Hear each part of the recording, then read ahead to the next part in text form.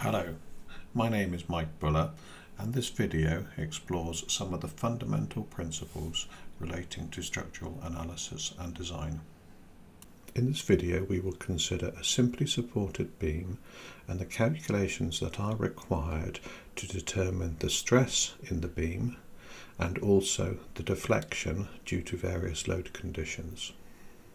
So to start off with, on screen you'll see the specification for the beam, and we are designing a 356171 UKB 45, so that's a universal beam section, 356 millimeters deep, 171 millimeters wide, and has a weight of 45 kilograms per meter. The beam spans 6.9 meters, and it supports a floor slab sitting on top of the top flange. So what we have, if I just quickly sketch out the rough arrangement, we have, let's say we have a few beams forming a floor slab. So we've got 3 beams, and we are going to design the middle one of the 3. So sitting on top of these beams we have a floor slab that spans across the 3 beams, and the floor slab is a concrete slab. It is 150 millimeters thick, and on top of the floor slab you have a variety of loads. So that's the basic arrangement, and as I say, we are designing the middle beam. So the beams to either side, as you'll see from the specification, we have some dimensions here, and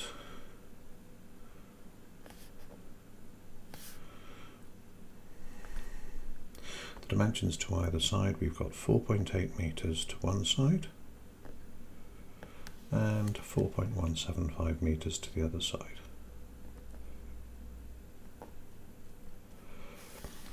So in essence, the slab itself is picking up half of each of those spans. So if we take half of that span and half of that span, that is the area of the floor slab that is imposing the load on top of the beam. And the load consists of a variable load at 2.5 kilonewtons per meter squared and a number of different permanent loads that you would normally associate with a floor slab. So we've got, as I said earlier, we've got a 150 mm concrete floor slab. On top of that we've got some screed. Below the beams you would generally have a ceiling, probably have some services in the ceiling void, pipes, maybe air conditioning, whatever it might be, and on top of the slab some finishes. So the design width of the floor slab we're looking at is this width here. So the first thing we need to do is calculate that. The width of the floor slab, it's going to equal 4.8, that's the slab to one side, and we're taking half of that, plus 4.175. And again we're taking half of that, and that should give us a total width of the floor slab of 4.49 meters. That's the first thing. From there we can go on and calculate the actual loads imposed on the beam that we're designing by that floor slab, and also the self-weight of the beam, because the loading you have so far does not include the self-weight of the beam. So let's calculate them at both serviceability and ultimate limit state. So at serviceability limit state, W SLS equals the UD load, so that's 7.3, times the width of the floor slab, 4.49, that's the basic loads, plus the self-weight of the beam. And the beam is 45 kilograms per meter cube, 45 kilograms per meter. So we have to change the unit weight into a load. So we end up with 45 times 9.81 divided by 1000. That equals 33.2 kilonewtons per metre. So that's our first load. We also want the ultimate limit load. So we have WULS, and that equals 10.3. That's the unit load in kilonewtons per metre squared at the ultimate limit state, times 4.49, plus, and again we want the self weight of the beam, 45 times 9.81 over 1000, and that is now times our partial factor, 1.35. That will give us our ultimate load, and that is 46.8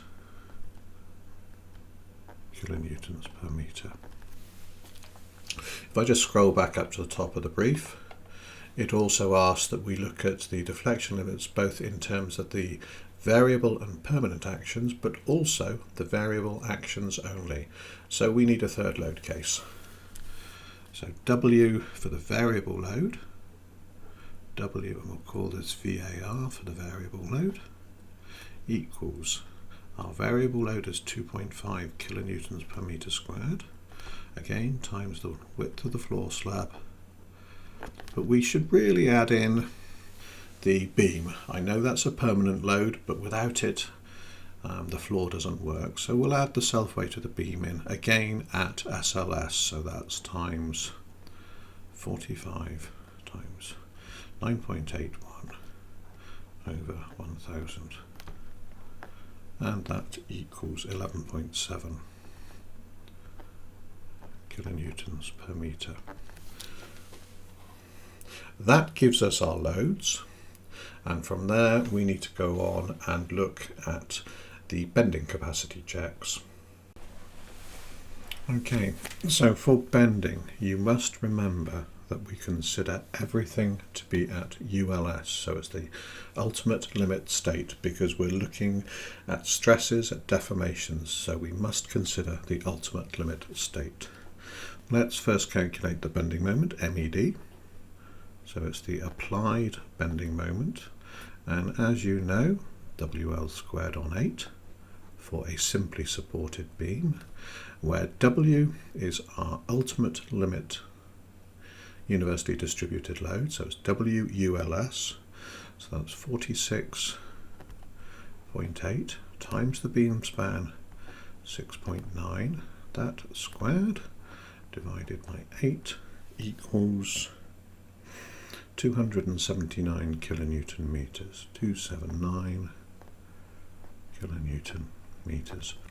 Once you have your bending moment, we need to calculate the magnitude of the section modulus that is required to resist that moment. So Z required, Z REQD, so Z required equals 279. That is your bending moment, so it's 279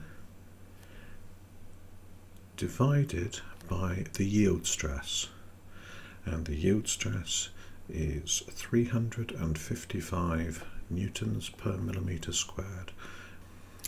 We want the answer for this in centimetres to the 3, so in order to make our units right, that's times 10 to the 3, and that equals 785 centimetres to the 3. We can now compare that Z required to the actual Z value of our section. So if we just scroll back up a little bit, I've given the section properties here. They came from the Blue Book online, and as you can see, ZYY is 687 centimetres to the 3. That is less than our 785, so that is greater than Z provided, which was 685 centimetres to the 3. Therefore, in terms of bending, this section will fail. So technically, you don't need to do any more checks for this because it has already failed. so you wouldn't necessarily need to do the deflection checks, but for completeness I will go on and do various deflection checks, and then we'll repeat the process and design a different section. So for deflection, we have two deflection limits that you have to work with. And again, if I scroll back up, for the variable actions only, I've asked you to consider L/360, so that's the span of the beam divided by 360. That will give you the maximum permissible deflection under the variable actions only. And for the variable and permanent actions, it's L/200. So we'll do both of those. So we'll do the variable and permanent actions first of all. So that's for the L/200, and that's the variable plus the permanent. Dmax, the deflection maximum deflection that you are allowed is going to be L6900. I'm working in millimeters now because I want the answer in millimeters. So L/200, the maximum permissible deflection, 34.5 millimeters. So we have to ensure that our beam, when loaded with the full variable and permanent load at SLS, so this is all at SLS, so when loaded with the full serviceability load, we do not exceed the 34.5 millimeters. So you can do this one of two ways. I'm going to do it so we get an I required. So we got I required equals 5 times W, and our W is 33.2,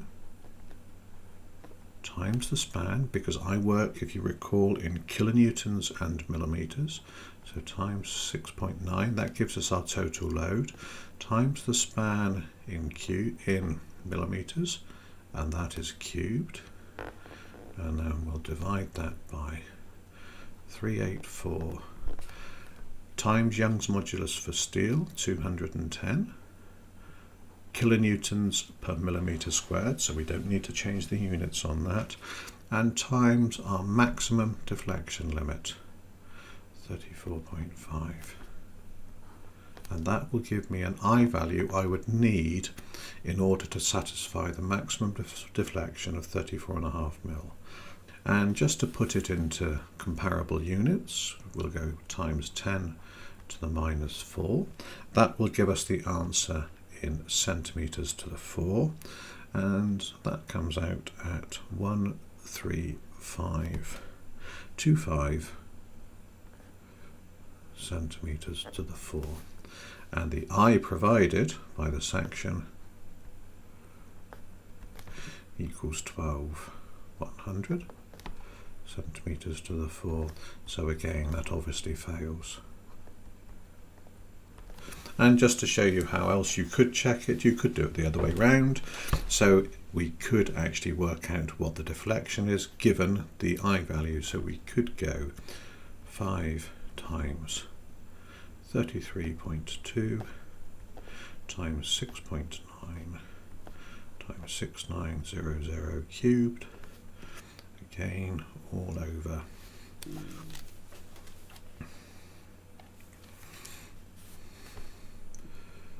384 times 210 times the I value of the section, so it's 12,100. That is in centimeters to the 4, times 10 to the 4 puts it in millimeters, and that will equal 38.6 millimeters. 38.6 millimeters. And as I said earlier on, that's greater than our 34.5. Sorry, that should be in millimeters there, not meters. That's greater than our 34.5 millimeters, so therefore it fails. The other deflection check I also asked you to consider would be for the variable load only. So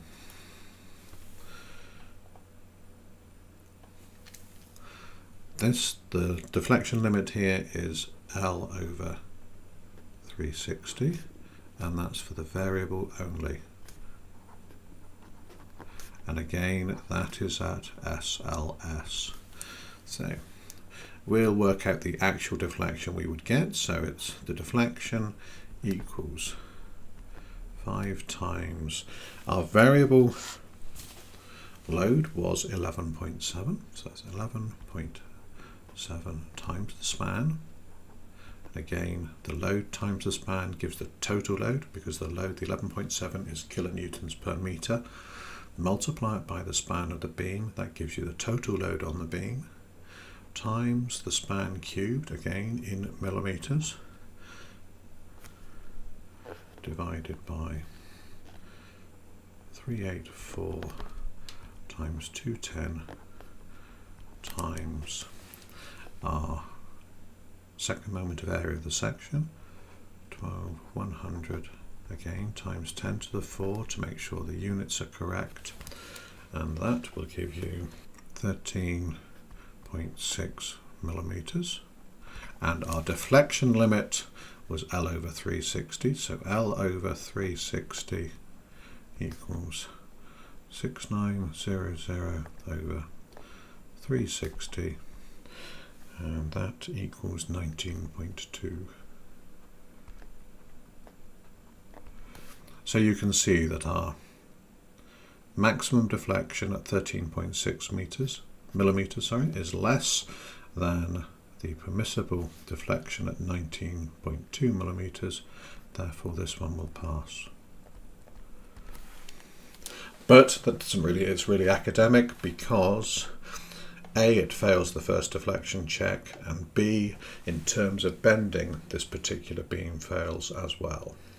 So what we're going to do, we are going to add a plate to the bottom flange of the beam.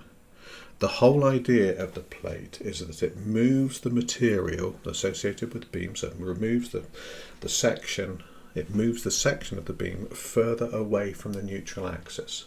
So the more material you can get away from the neutral axis, A, you'll increase the moment capacity because Y increases, but you also increase the second moment of area of the section, and I'll come to all of that a little bit later. Okay, for our compound section, we are going to consider our original 356171 UB45 beam with a 200 by 15 bottom plate, as detailed in my little sketch. Now, you should know, and we've done it in class, that the second moment of area of a section, so IYY, bear in mind we are considering the second moment of area of the section about the primary axis, so it's rotating. If you were considering bending, it would be rotating about the YY axis, so we're looking at stiffness and etc. about the YY axis. So IYY for the compound section equals the sum of ICC plus AH squared. ICC is the second moment of area of the individual part. So for this particular beam, we have two parts. We have the beam section itself, the 356171, and we also have the plate. So those are considered to be the two parts. A is the area of each part, and H is the distance of the centroid of each part to the centroid of the whole section. And some of the dimensions, etc., that we're interested in are given on the sketch. So first of all, we have to consider the first moment of area of the section, and that will give us the position of the neutral axis relative to the bottom of the beam. And the easiest way to do all of this is to consider it in parts and lay it out in a table. So we're going to start with a part, and we have we'll have A, we'll have to say that's the UKB, and part B, and that will be the plate. And for each part we need to work out the following properties. So we need B, that's the width of each part, D is the depth, A, that will be the area. And then we want y bar, and I've given you what y bar is on the sketch itself. So it's the distance from the centroid of each part to the arbitrary axis, and we're considering the arbitrary axis to be across the bottom of the section. That's y bar. And then a y bar, and we'll leave it there for the moment. Those are the section properties and dimensions that you need to work out for the first moment of area. We'll just give these some dimensions so that we make sure that we're being consistent in everything we do.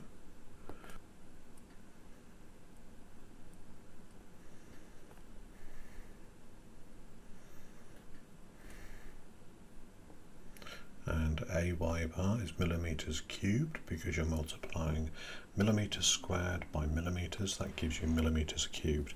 Okay, so some dimensions for all of this.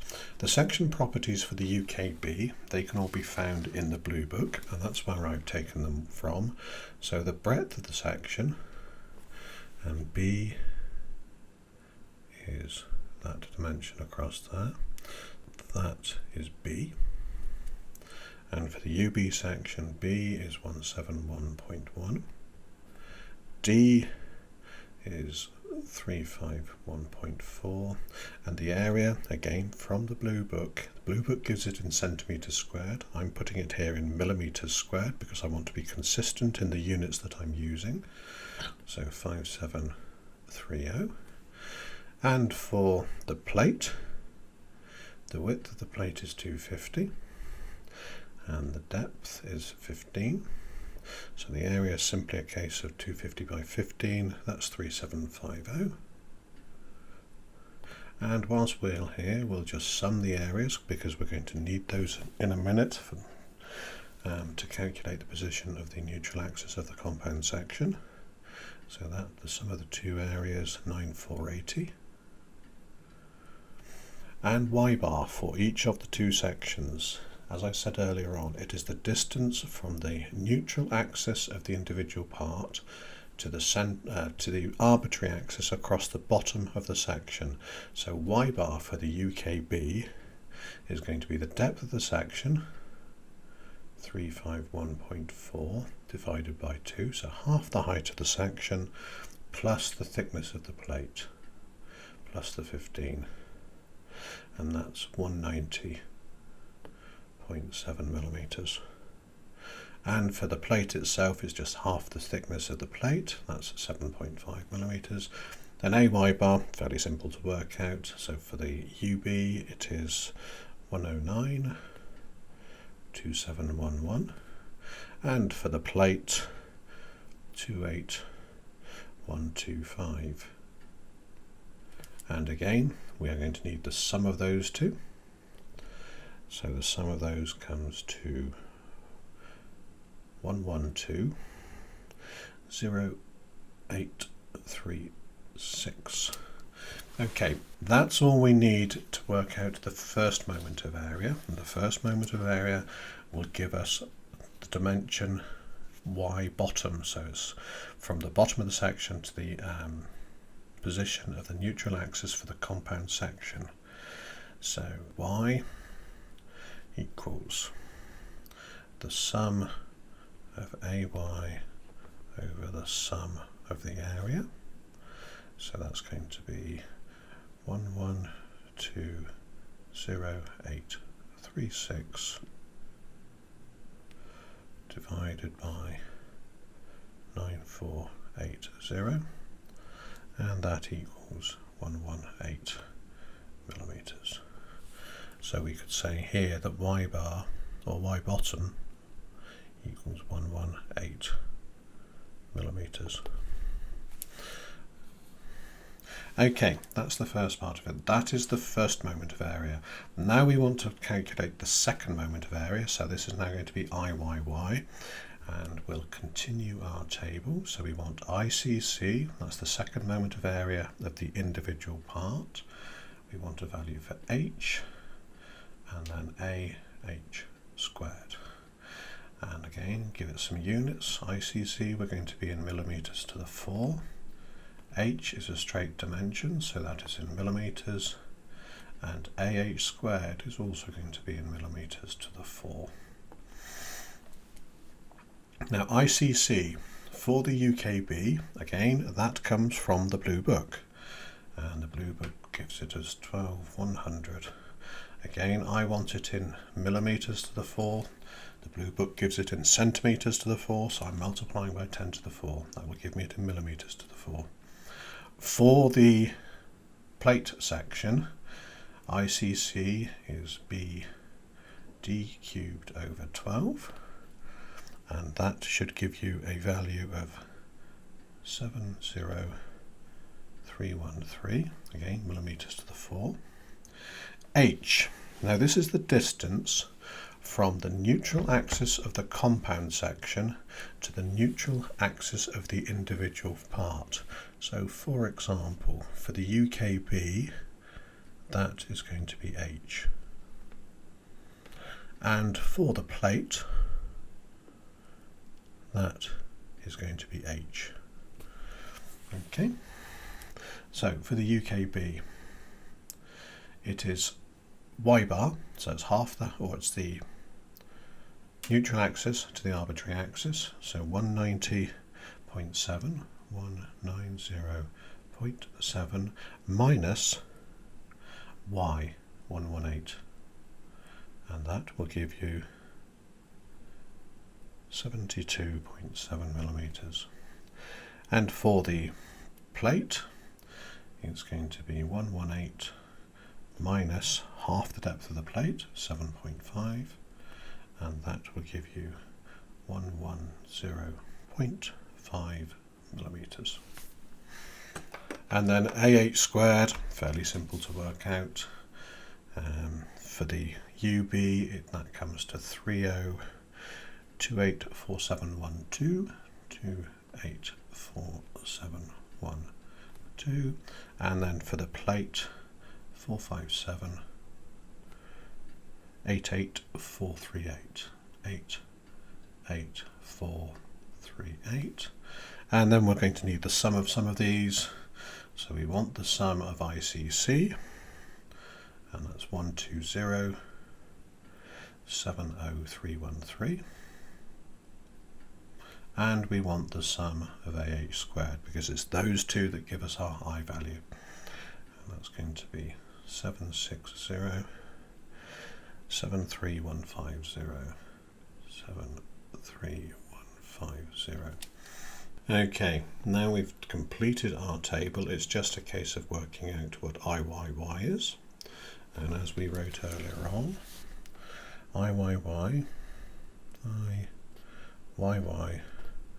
equals the sum of ICC plus AH squared, which is going to equal the sum of 120.70313 plus 760.73150, and that comes to 19714,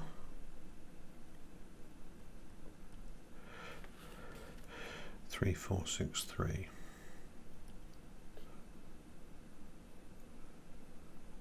And we'll give the value also in centimetres to the 4 because we'll probably need that later on when calculating some deflections. That's 19714 centimetres to the 4. Okay, now we have an I value, we can go on and start checking our compound section for both bending and deflection. But before we do that, we need to calculate the self-weight of the compound section itself. So the self-weight, and that is going to equal the self-weight of the beam, which is 45 kilograms per linear meter, plus the self-weight of the plate, and the density of the plate of steel is 7850 kilograms per cubic meter, so we need to multiply that by the width section, 0.25, times the depth of the section, 0.015, and then all of that, because we want to put it into kilonewtons, that is times 9.81 and then divided by 1000. That should give you the answer in kilonewtons per linear metre, and that is 0.73 kilonewtons per metre. Okay, now we have the self-weight. We can go on and work out the bending criteria and then carry on from there and do deflection. So for bending,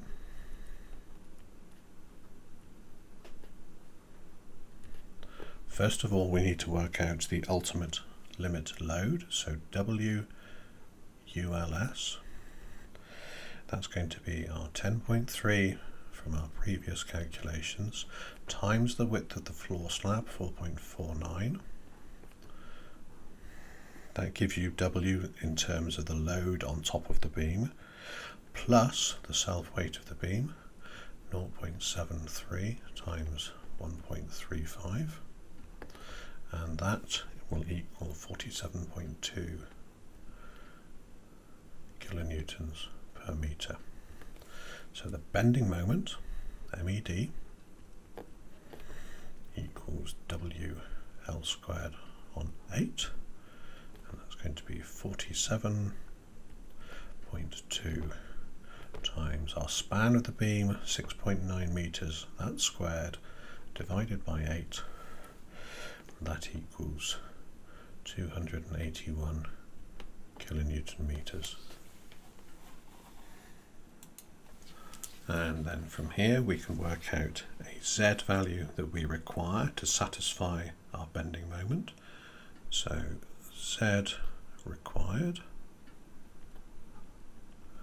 equals 281, that's our bending moment, divided by the yield stress, 355 newtons per millimetre squared. I want my answer in centimetres cubed, so we're going to go times 10 to the 3, and that equals 792 centimetres to the 3. So that's our required Z value that we need from the section to satisfy the bending moment. Now, if you recall, Z, in general terms, Z equals I divided by Y. For a compound section, you have to remember you have two values of Y. I'll just scroll back up to my little diagram, and you can see here we have a Y top and a Y bottom. We've already got a value for Y bottom, so the distance from the bottom plate, the outside of the bottom plate, to the neutral axis of the compound beam, that was 118 millimeters. What we also need is to calculate Y top, because if you've got two values of Y, you're going to have two values of Z. We really want to calculate a value for Z provided.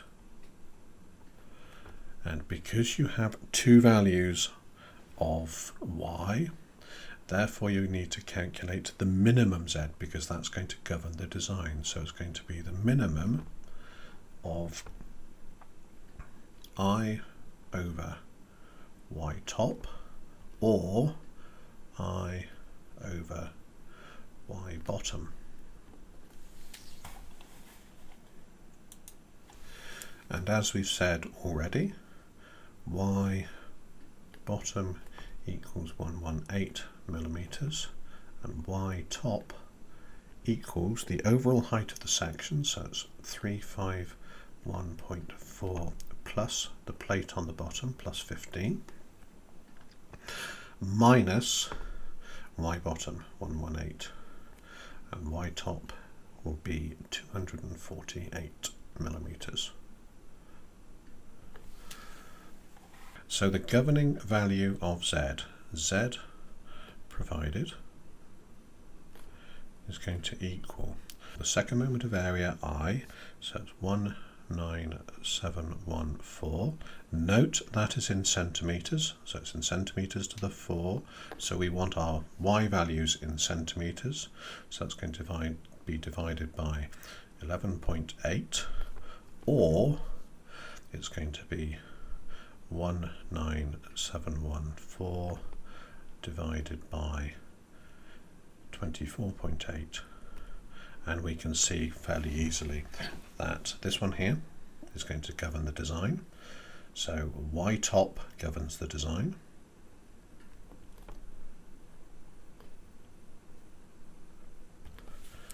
And Z provided ends up being 795 centimetres to the 3. That is greater than the Z we required, so it's greater than Z required, which was 792 centimetres to the 3. So therefore that's fine. So in terms of bending, our section is adequate. Once you have your value for Z provided, you could work that backwards and go back the other way. So what I'm going to do, I'm now going to do a couple of checks. So to check this, we're going to consider the moment capacity of the section. So the moment capacity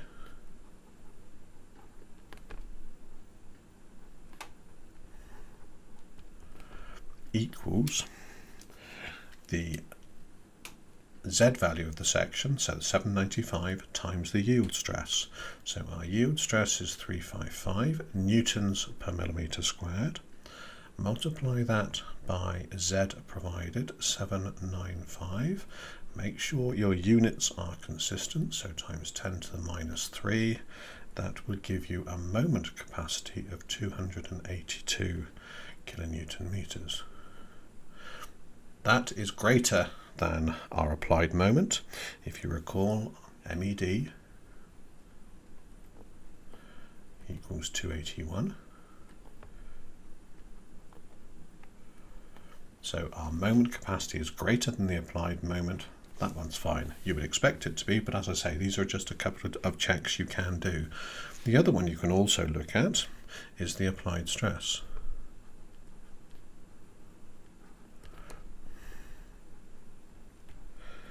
And if you think about the engineer's theory of bending, the stress equals M over Z, or it equals My over I. So the applied stress is going to equal the applied moment, 281 times 10 to the 6, because I want to be in newtons and millimetres, times your Y value, 248. That was your Y top, that was our limiting value.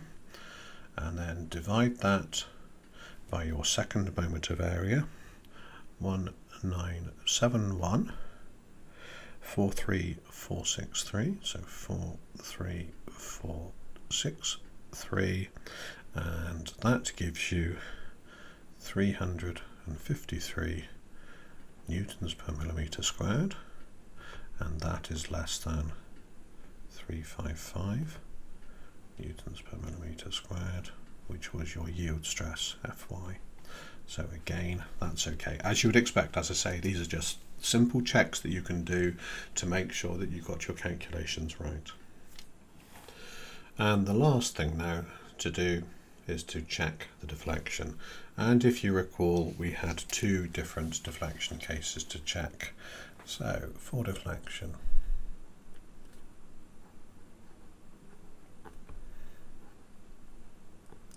as I say, two cases. So our first case was the L over 200, and that was GK, your permanent load, plus QK at SLS. And the deflection limit, we calculated all of this earlier on, that was 34.5 millimeters. Okay, so first of all, WSLS. WSLS, we've got to recalculate this because again our beam weight has changed. So it's 7.3, that's your unit load of the floor slab, etc., times the span of the slab, 4.49, plus 0.73 for the self-weight of the beam, and that will give you the unit load of the beam and slab. That is 33.5 kilonewtons per meter.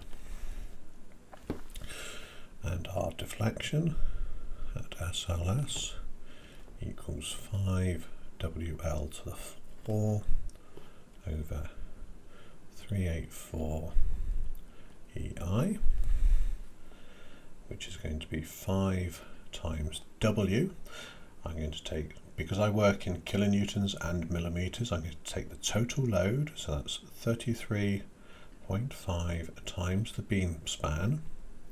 That gives me my total load. I've used 1L, so now we're going to be times 6900, my length in millimeters, and that's to the 3, divided by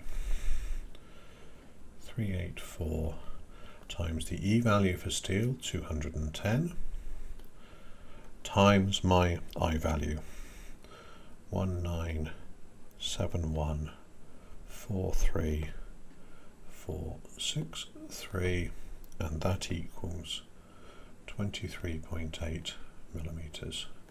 That is less than 34.5 millimeters, therefore that's okay. And the other deflection check, this one was for the L over 360, so it's L over 360, and that was just your variable load, QK, but if you recall, I also added in the self-weight of the beam, and again this is at SLS, and the deflection limit in this case was 19.2 millimeters. Again, we calculated all of this earlier on. And your WSLS, it's QK, so it's 2.5, that's the variable load, times the floor span, 4.49. And as I said earlier on, we're going to add in the self-weight of the beam, and that equals 12 kilonewtons per meter.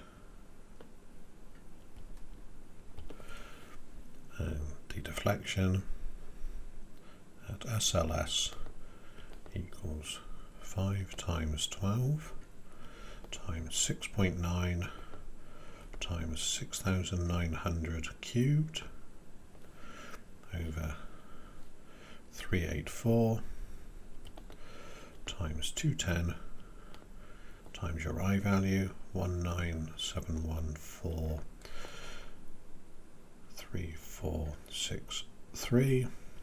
That gives you a deflection of 8.6 millimeters. Again, that is less than our allowable limit of 19.2 millimeters, so therefore that is okay. And our beam, our new compound section, passes both the deflection and the stress checks. The last thing I want to quickly cover, and this will not be in detail, I'll leave that for you to sort out when you do your coursework, is a rectangular section with a plate underneath. It is exactly the same principle. In terms of the second moment of area, so IZZ still equals ICC plus AH squared. You do absolutely nothing differently. For your rectangular sections, you can look up the properties from the blue book. So, for example, I values, so the second moment of area of the section itself, the area as well, all of those come from the section, from the blue book. Again, B is the width of the section, and likewise in the bottom, B is the width of the plate. D is the depth of the plate, so D there, that's the depth of the plate. And also for your section itself, for the overall section height, that would be D. So that's the first thing, that's the geometry, the basic geometry of it. Just let me erase some of these a minute, because I want to really talk to you about the position of the neutral axis, etc. So when you come to do your parallel axis theorem, you will have, or you will need to calculate a value for your neutral axis. So the neutral axis will, because of the plate on the bottom, will be pulled down from the centre of the section.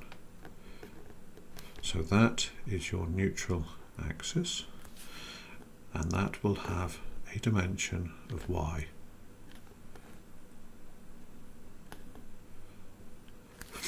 When you're trying to calculate the position of that, each of your primary sections have their own centroid. So that is the centroid for the rectangular section, and the centroid for the plate goes through the centre of the plate.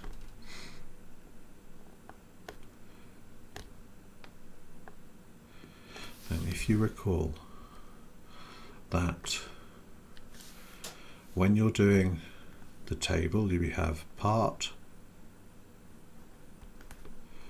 B, D, area, and y. The dimension y for the rectangular section is from the centroid of the rectangular section itself to an arbitrary axis, and again, if I were you, I would take that as being across the bottom of the beam. So that will be y for the RHS, for the rectangular hollow section, and then similarly y for the plate from the bottom of the section to the centre of the plate. Once you have those, you can do AY, simply a case of multiplying the two together. And you can also count, sorry, this should be Y bar. These should be all Y bars. I always get myself confused between Y and Y bar. So Y is the distance to the centroid of the compound section. So Y is that distance there. So please don't get confused between Y and Y bar. So Y equals the sum of AY bar over the sum of the area. You can calculate that relatively easily, and then it's a case of continue on doing the parallel axis theorem. The next thing you'll need is ICC. So for the RHS, ICC equals IZZ, and that comes from the blue book.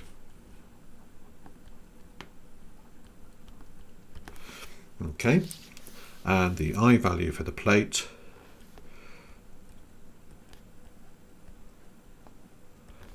that is simply a case of BD cubed over 12. So as I say, the principle is exactly the same. You're just dealing with a different shape, but you don't have to calculate the section properties individually.